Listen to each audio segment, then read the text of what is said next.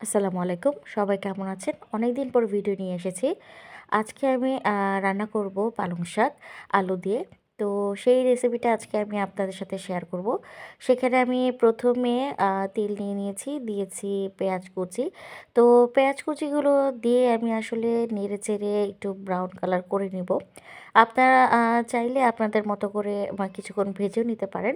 আ বা brown colour না করলেও চলবে। বাট আমার আসলে ব্রাউন কালারটা মনে হয় যে করলে একটু ভালো লাগে। পেঁয়াজের যে কাঁচা গন্ধটা থাকে সেটা মোটামুটি চলে যায়। তো এরপরে হচ্ছে আমি যখন ব্রাউন কালার হয়ে গেল তো এর মধ্যে আমি দিয়ে দিব হচ্ছে কুচানো আলু। এই ছোট, ছোট করে আলু কুচি করে নিয়েছি। আপনারা চাইলে একটু বড় করেও নিতে পারেন। তবে আমি আসলে এই ছোট কুচিটাই আমার ভালো লাগে। সেজন্য আমি নিয়েছি। এখন এটাকে নেড়ে-চেড়ে ভালো করে একটু ভেজে নেব।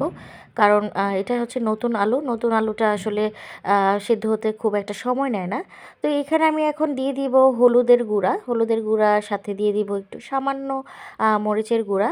আ সা হলুদের গুঁড়া, মরিচের গুঁড়া দেওয়ার পর আমি হচ্ছে এখানে বেটে রেখেছিলাম শুধু আদা বাটা। তো আমি এখানে আদা বাটা দিয়ে দিয়েছি। তো এই আদা বাটা, রসুন, মরিচ এগুলো একসাথে মিক্স আপ করে নেব। তো কাঁচা গন্ধটা যখন চলে যাবে তো এর মধ্যে আমি আসলে পানি দিয়ে দিব।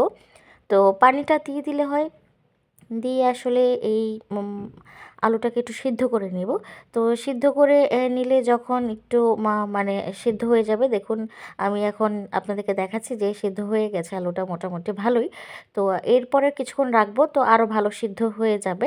তো এর মধ্যে আমি আসলে পাশে আমি রেখে দিয়েছিলাম হচ্ছে পালং শাক। তো আমি এর মধ্যে এখন পালং শাক দিয়ে দিব। তো পালং শাকগুলো যখন দিয়ে দিলাম আপনারা চাইলে আরেকটু কুচি, কুচি করে নিতে পারেন। তো আমি এখন ঢেকে রেখে দিব। ঢেকে রেখে দেওয়ার পর একটু উঠিয়ে দেখুন ভাপে আরও পানি উঠে গেছে। তো অনেক পানি উঠে গেছে। তো আপনারা যখন এটা রান্না করবেন তখন দেখবেন যে শাক থেকে অনেক বেশি পানি উঠে গেছে।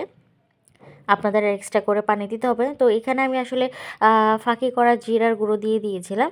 তো এখানে আমি আসলে কাঁচামরিচ দিয়ে দিয়েছি। কাঁচামরিচ দিয়ে দেওয়ার পরে আমার ফাইনাল এই লুকটা হচ্ছে এই পালং শাক এবং আলু দিয়ে রেসিপিটা।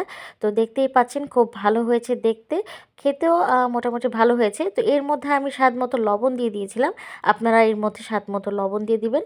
তো আল্লাহ হাফেজ। ভালো থাকেন সবাই।